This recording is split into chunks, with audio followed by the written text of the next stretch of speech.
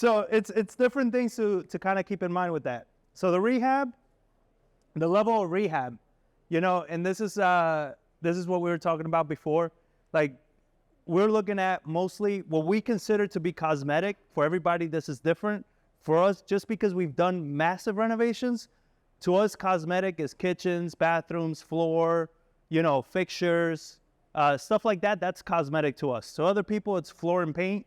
You know, it's just, you know, if we're not tearing off a wall and doing an addition or doing anything like that, it's a cosmetic rehab for us. Those are the ones we want because we have our contractors ready to go and we know we can move them quickly through a project like that. And if for whatever reason one doesn't show up, we can find very easily a contractor to replace for that particular trade, where we go back to the same thing. If it's something more specialized, it makes it harder to replace that contractor. We did new construction down in the historic district of Dignity, and the way the house was designed, the framing was very wonky. It was a pain in the ass to find somebody that can frame those houses out. You understand? And it was like, it took a while to find a decent framer that can handle that kind of construction. So it's like, what's the point of getting that fancy if you can't find the labor to do it? And then when you find the labor, you better believe you're going to pay for that labor, right? Yeah.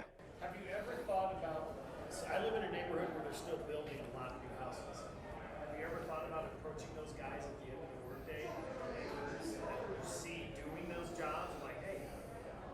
I haven't done that, but I know people that do that. I know a lot of the big builders, they'll go and try to poach other builders' crews and stuff like that. And I know during like 2021 and stuff like that, that was a huge issue. And those guys were just asking for arm and legs because every builder was in a race to finish first.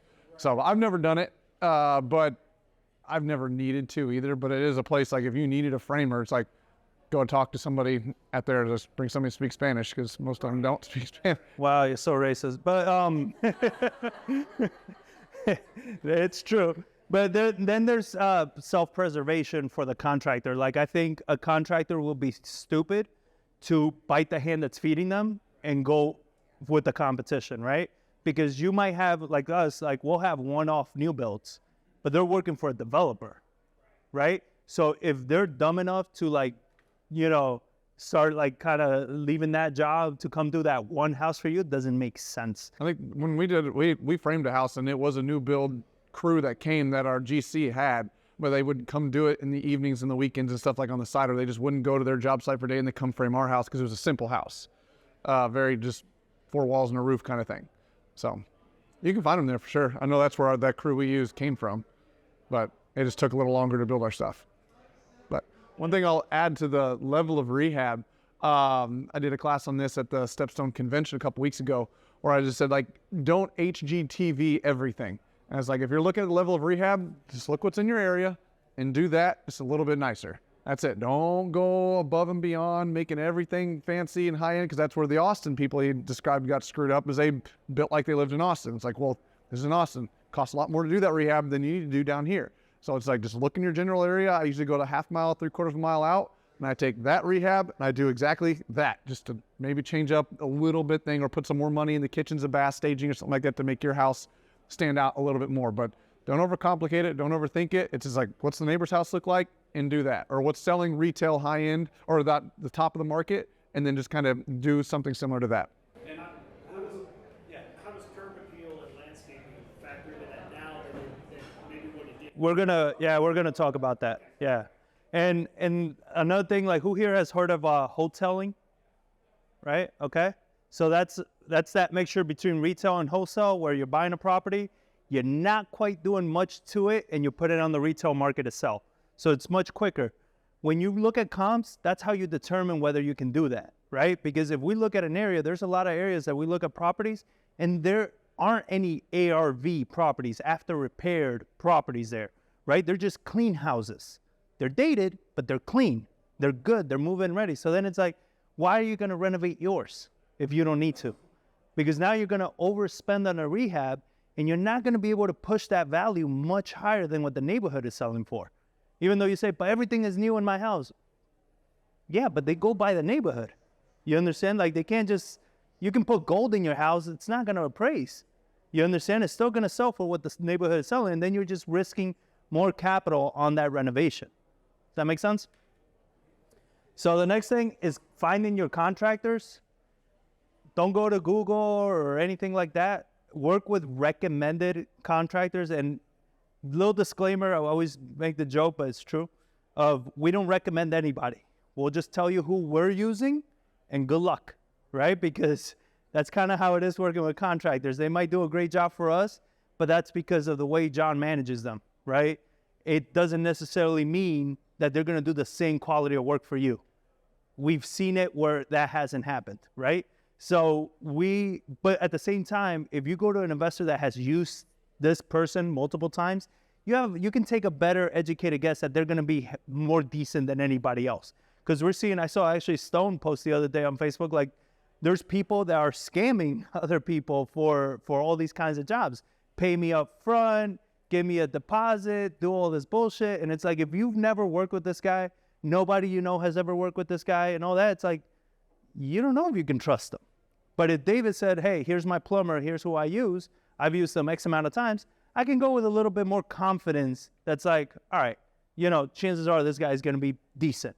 I still need to manage them, but there's a better shot that they're going to do their job than they're going to screw me over, right? But if you're going on Facebook or Google trying to find these random contractors that have not been vetted by anybody that you trust, it's a massive risk at that point that you're taking. So scopes of work, that's why they're important, because you can hire by scopes. We've tried hiring by the day, hiring by the hour, by the week, and all of a sudden the jobs take longer, not a real shocker there. So what we do is we hire by the scope. It helps you keep control of the project, because at that point you put a very detailed scope of work, and this is something that John goes in beforehand. He ran the comps, looked at everything what he needed, and then he goes into this house and looks at everything the house is going to need to get it to that level, and puts a detailed scope. And then you can hire based on scopes, right? You can still hire one contractor to do multiple scopes, but they're doing a scope at a time. Because if you hire a GC is going to go, he's going to start a little bit here, a little bit there, a little bit here, a little bit there. I ran out of money. I need more money. What do I pay you for? I don't know. You haven't finished this. You haven't finished that. You haven't finished that. What am I going to pay you for? You want a portion of pay here, a portion? It makes it so much harder to manage, right? And a lot of them, they do that on purpose so they can get more from money. Next thing you know, I hear investors calling me, telling me, hey, I've spent all my money and the project's not done. I'm like, yeah, it's a shitty situation to be in, but you shouldn't have done that. You pay per scope. You want to get paid? Oh, I need to get paid. I got to pay my guys. Finish the scope. I don't care if you finish it in 2 days or 2 weeks. It's up to you, man. Finish the scope, you get paid. Finish the scope, you get paid. It makes it so much. And then if they don't do something or they screw up, you take them out, you plug somebody in the scope. Because with a GC, to take them out and bring somebody in, they got to reassess everything. And it's like, oh, now we got to go in and undo what they did here, or I don't know how far they went here. I don't know if they closed this up properly. So it ends up costing you more money that way. But if you replace on the scope, it's just that one scope that you're replacing. So it makes it much easier to hire and manage the contract. I said hire and easier to fire. Or if they're only halfway through a certain scope, it's like, well, you only finished half of this one. Here's this, get out, get somebody else in to finish. But if he started half of every scope, it makes it much harder to fire that person, because then they want the full amount, they'll threaten liens and all kinds of stuff to want that money. So it makes it easier. How many scopes do you usually do in other words, how much? It depends on the size of the house and what the level of the rehab. I mean, if it's cosmetic, usually I just break it down to like, hey, we're doing the demo first. Like, you're going to demo the house out, and then I'm going to pay you. Well, then usually comes like sheetrock and paint, because that's the next thing. Fix all that stuff. Then like kitchen, baths, depending on if it's tile or not, and then I kind of exclude certain things. And then so basically I just rip apart the house, and then by phase just kind of build it back together depending on what all needs to be done. And this is why partnering with somebody that knows what the hell they're doing with rehab matters, because we've had people that they severely underbid the tape and float and then overbid the paint, or vice versa, right? So by knowing what things cost, when they are underbidding, a lot of investors are very quick to say, oh, cool, he was cheap. let me go forward. It's like, no, man, doesn't work out that way. Because if they underbid, chances are they're going to realize they're losing money halfway through, and then they're going to start looking for other projects or asking you for more money. Both of those are going to hurt you. You understand? So we've corrected our contractors at times where it's like, this is too low, you know, because it's like, it's going to create more problems for us, you know, and we want you to make money, because if you as a contractor make money, you do a good job for us. And we need a good job so then we can sell this property and we'll hire you again. So it's a very nice cycle that gets created if everybody does. You need to know your numbers, I mean, almost just as well, if not better than them. Because like you're working with them, and you need them, and they kind of need you to pay them and stuff like that. So if you cut them too low, they're going to do that. It's going to drag your project out. You pay them too high, you go out of pocket and stuff like that. But for our level of investing and stuff like that, you can hire an expensive contractor that you don't need to manage. The problem is you can't buy a house cheap enough to make those numbers work, because somebody else that does use a lower level contractor to manage differently is going to pay a higher price. So it's a very ebb and flow and balance. So you kind of need to know like what the going rate is and stuff like that. Because if you hire somebody for too cheap, it's going to drag out. You're going to have a rotation of contractors, and you're constantly going to have to be going to the house and managing, and you're never going to build a reliable crew that you can systemize and grow. So you kind of have to really pay attention to the numbers and what kind of the going rate is for those areas. And that's what's part of like networking and asking what other people are paying and charging. And it changes by different. I mean, yeah, and it constantly changes. I mean, obviously during COVID, it made it very hard because it was constantly just, you had to pay more just to get people. So, Kel? What would you say the percentage of increase for materials and labor? Oh, shit. I mean, when people are complaining about, oh, inflation's 8%, it's like, oh, we'll have 8% on lumber or paint or something like that. Because, I mean, it's up significantly. I was just the other day, I was like, God dang, we paid this much on this rehab? And it was materials. I mean, it almost doubled in price of what I was normally paying for stuff. It made it very hard for like cabinets, wood, paint, lumber, everything just went through the roof. Or you used to be able to get flooring for $1.20 a decent something. And it's like, no, you're paying like $2.25, $2.50, $3 just to get a decent flooring for a house. So it has, for sure. I mean, I'd say almost materials have gone up higher than labor though, is what I feel like it is. And contractors need to adjust for that, because if not, then, you know, they can't get the job. So a lot of them have had to take, you know, maybe the same amount for the labor just to get the job. And that's why I kind of say you kind of got to know your numbers, and it's no knock on contractors, because I went to school for construction management. I've been in construction my entire life, and contractors notoriously are not good with numbers for the most part. So they don't know what their numbers need to be. And like, as far as like, they don't realize like how much inflation impacts them until they get the money, then they realize. So that's why you kind of really got to work with them and communicate with them to make the whole project work. And that's why a lot of times, like, we have a price that we tell them we're paying for a scope. It's not like, what would you charge? It's like, hey, we're paying this much for the kitchen, you know, and then we can see if they're willing to do it. If it's too low, if it's never too high, right? But if it's too low and we need to adjust or something like that, and then we'll make those adjustments as needed. But yeah, it's always better for you to know, because like you said, most contractors, they don't even know how to run their business. They do the job and they think they're contractors, and it's like, well, now you got to run a business, and you got to understand that's like, you know, where can you push and where can't you? With the numbers changing so fast, how do you keep up with what things are going? I mean, you just gotta, it's hard. It's just communication with people. It's like, hey, I'm gonna pay this price. And then if you're not getting people in to do it, then it's like, you know, you're paying too low.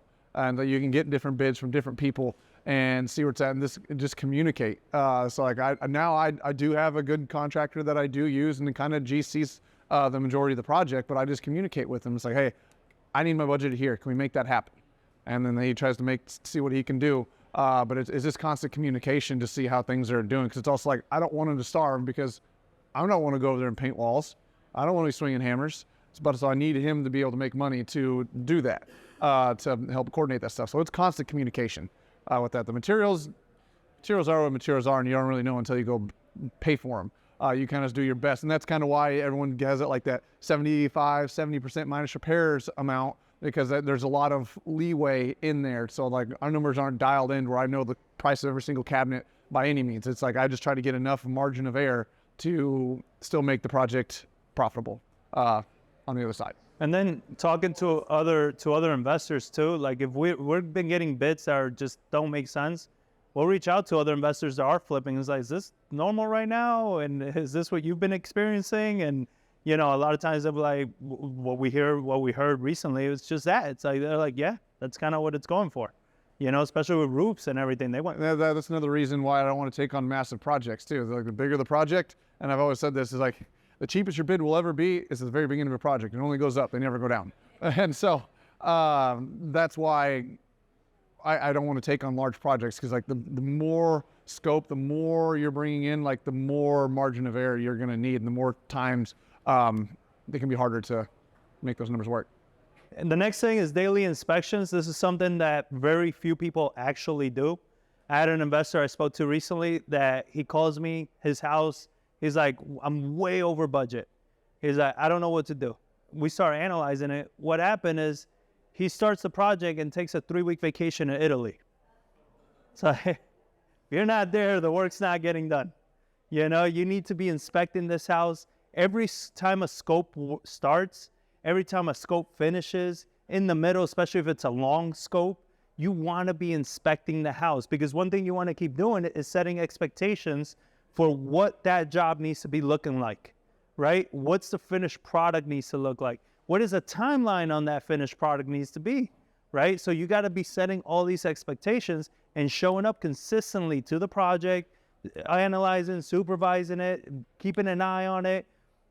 As silly as it sounds, you hire an electrician to rewire your whole house, you got to tell them like, hey, I don't want to see a beehive in here. What is a beehive? We did a project where we left the electrician and he hired an apprentice to somebody for one day. We came back the next day, that kid went whole crazy through the whole house to run wire. The living room looked like Swiss cheese. I mean, there was just, it was everywhere. Insane. It cost us an extra $4,000 because of that we weren't budgeting anywhere, right? And you say they should know better. It doesn't matter if they should or shouldn't know. What matters is that this is your project and your money. So you need to set those expectations very clearly. It's like, hey, I want as little holes as possible. Where are you going to need to cut? Where are you going to feed the cables through? You need to know these things, and you need to tell them, even as silly as electrical work, it's like, hey, when I come into a room, I want to be able to do this and turn on a switch. Don't put the switch all the way over there, right? Where you got to cross the whole room in the dark to turn on the switch. Then when you get to the other side, there should be another switch here so I can turn the lights off, right? There's just so many things that you need to, and you say, same thing, an electrician should know. And yeah, they should know. What the hell does that matter? It's still your project. You're the one that needs to make sure those expectations are set. You put laminate down. I want the laminate to go this way. They should know. Doesn't matter. You tell them, I want the cabinets here. I want this here. I want the backsplash to end here. You know, you're the investor. That finished product matters. I literally walk through a house with a Sharpie and I'll draw it on the walls and then take pictures of it beforehand so they don't go paint it. Oh, I painted over it. Like, I sent you the picture. Here it is. And like draw it out and like right on the walls. Like, I want the electrical switches here, here, and here. So really it's like just a full layout of everything. So there's no communication, because at the end of the day, it is your fault. Even though you said, well, they should know, they should, but they didn't. And now they're not going to do it for free to do it. They don't have the kind of margins for that kind of stuff. So you kind of have to do the best you can to avoid as many errors as possible. And the dumbest thing I hear from investors, oh, if they don't do a good job, I'm going to sue them. Okay. For what? You know, like most of these contractors, you're not dealing with people that have these massive businesses and assets. You can't go after their work truck. You can't go after their home. You can't go after their tools. What are you going to do? Spend the money suing for what? You're out of money. You screwed up, you know? So avoid that. Try to do it beforehand so you don't get to that point. And fire fast. You know, if a contractor's slacking off, they're not sure, let them go. Stop with this like, all right, I'm going to give you one more chance. You know, it's like they need to be making a good impression. If they're not, they obviously don't care. You understand? They obviously don't care about repeat work. Don't try to force it on them, because all it's going to do is cost you more money. We've done that so many times with contractors. It's like, because we don't want to go look for another one. We don't want to start over. So like, hey man, come on, I really need you. You know, we're going to do all this and blah. it's already over. It's over. If you got to say that to a contractor, it's over. Just cut it and move on. You know, cut the loss and be able to finish the project. And I didn't put it on here, but when you get in a bad situation with a rehab, the only way out is through. You got to finish it, and you got to finish it right. This is not the time to say, I'm going to cut corners, I'm going to use a cheaper tile, I'm going to use cheaper floor, I'm going to use cheaper materials. That doesn't help you.